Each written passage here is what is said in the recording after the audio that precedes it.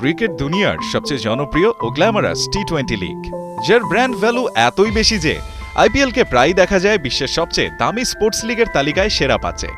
Exciting সব player দিয়ে গড়া দলগুলোর শ্বাসরুদ্ধকর ম্যাচ তো বটেই, প্রতি বছর নতুন সব প্রাইজ আর পানিশমেন্টের নিয়মের চমকে আইপিএল পৌঁছে যায় নতুন এক উচ্চতায়, হয়ে ওঠে আরও আকর্ষণীয়। এবারের আইপিএলেও থাকছে নানা নিয়ম আর পুরস্কারের ঝনঝনানি। শুরুটা না হয় প্রাইজ দিয়েই করা যাক। ইন্টারন্যাশনাল ক্রিকেটে বেশ পরিচিত কনসেপ্টের নাম ম্যাচ ফি, যেখানে একজন প্লেয়ার কোনো ম্যাচ খেললে মাসিক বেতনের বাইরেও সে ম্যাচের জন্য পান একটা নির্দিষ্ট অঙ্কের অর্থ। আইপিএল তাদের ইতিহাসে প্রথমবারের মতো এবার আনতে যাচ্ছে এ ম্যাচ ফির নিয়ম।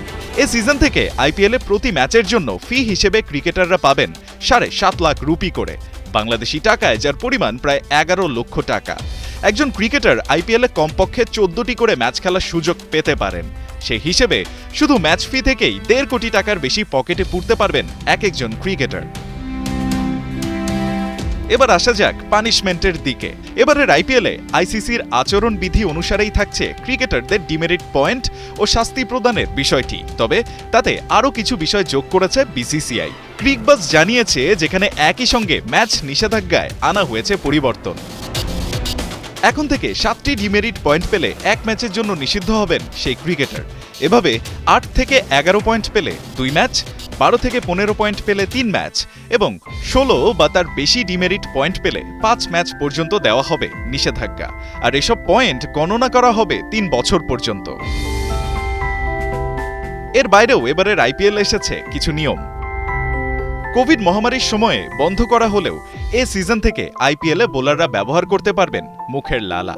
এতে বল করবে আরও সুইং, বোলাররা দেখাবেন আরও দাপট।